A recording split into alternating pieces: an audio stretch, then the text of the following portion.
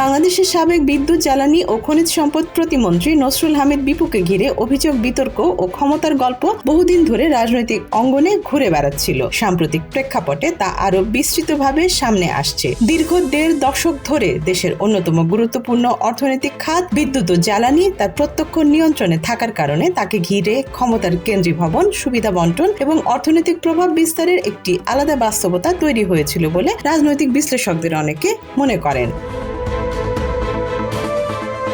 একটি রাজনৈতিক উত্থানের পেছনে পারিবারিক ঐতিহ্য বড় ভূমিকা রেখেছে বলে আলোচনা রয়েছে। তার বাবা হামিদুর রহমানের সঙ্গে শেখ মুজিবুর রহমানের ঘনিষ্ঠতা ছিল, যা পরবর্তীতে শেখ হাসিনার সময় রাজনৈতিক পুঁজি হিসেবে ব্যবহৃত হয়। এই সম্পর্ককে ভিত্তি করে তিনি নিজেকে দলীয় অভ্যন্তরে একটি বিশেষ অবস্থান প্রতিষ্ঠা করেন, এমন অভিযোগ বহু নেতাকর্মীর।